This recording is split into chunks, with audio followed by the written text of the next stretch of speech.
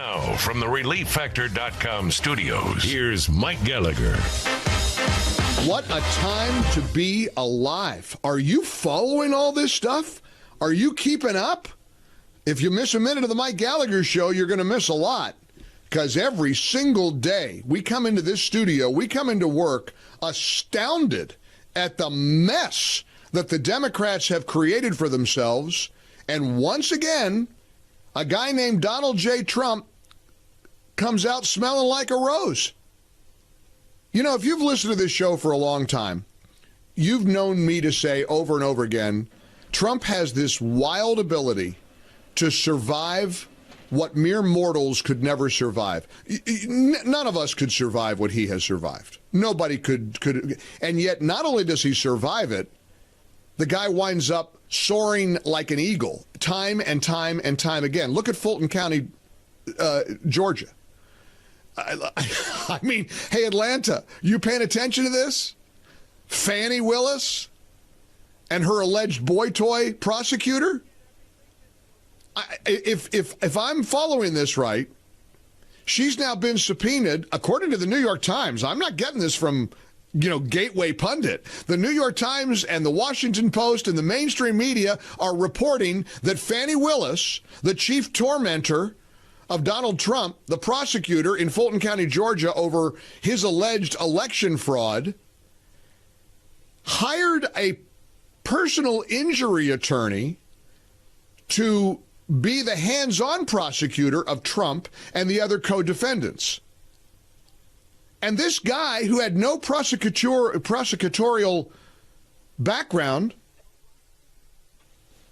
this guy was sent to the White House 3 days after Trump announced he's running in 2024. It's all been confirmed that he went to the White House, met with the White House, then he's the guy who's prosecuting Trump, and he's off, allegedly, on Caribbean cruises with Fani. They're in a relationship. In fact, she's been deposed in his divorce proceedings. This thing, here we go again. Trump coming out of it smelling like a rose. Trump coming out of this absolutely scot-free in at least Fulton County, Georgia. Here we go again. It's like the guy is, and I know what many people are saying, and I know what you're going to call and say to me. The guy is being protected by God himself. This is spiritual stuff going on here. It's like his persecutors and his tormentors often wind up falling flat on their face, and he gets vindicated. How many times have we talked about Trump getting vindicated? Over and over and over again. Now, this isn't hard to see. I mean, you don't need a sordid Jerry Springer-style story out of Atlanta to know that the prosecution of Donald Trump is politically motivated. You don't need some deep dive analysis to recognize that Joe Biden wants to put his chief political rival behind bars and bankrupt him on during the journey. You don't need a deep analysis for that. That's why the American people are supporting Donald Trump wildly. I believe that's why Iowa caucus goers are going to support him on Monday. I believe that's why New Hampshire voters are going to support him next week or the week after next. I could be wrong. I don't know. We'll see what the voters do. But that's my hunch. That's my hunch.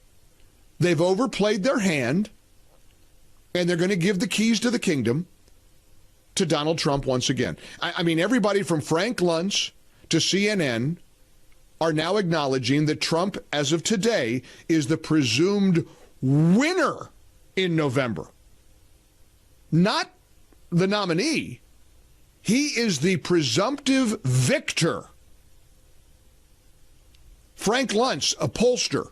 I've had my ups and downs with him in terms of my reaction to some of the stuff that he's done and said. I've interviewed him on a number of occasions. He tweeted it yesterday, put it out on X.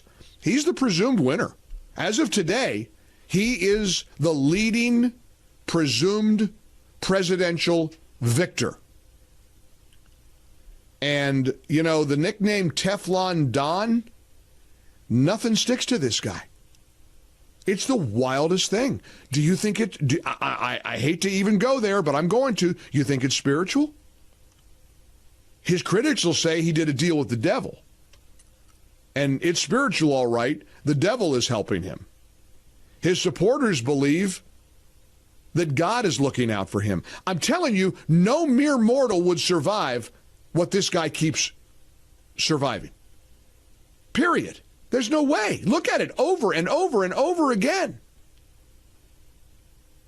This guy is a guy that came down the escalator in 2015 and said illegals are invading the United States of America. Look where we are today. This is a guy who said the dollar is going to go kaput. Look where we are today. This is, I mean, over and over again. This man has been vindicated. And I haven't even gotten to Lloyd Austin. Joe Biden is so woke and so committed to diversity, he doesn't dare hold Lloyd Austin accountable for this train wreck of a scandal that we've just witnessed. Elective surgery? Apparently the man has been treated for prostate cancer. Ain't nothing elective about that. Elective surgery for prostate cancer? And Biden just found out a day or two ago? The surgery was December 22nd. He's the defense secretary. Now, I'm serious. I want to talk to you about how Trump, let me just reiterate this. Let me repeat this. If the Fani Willis story is true, they may have to throw out all the charges against Trump and the other co-defendants in Fulton County, Georgia. Here we go again with Trump coming out smelling like a rose.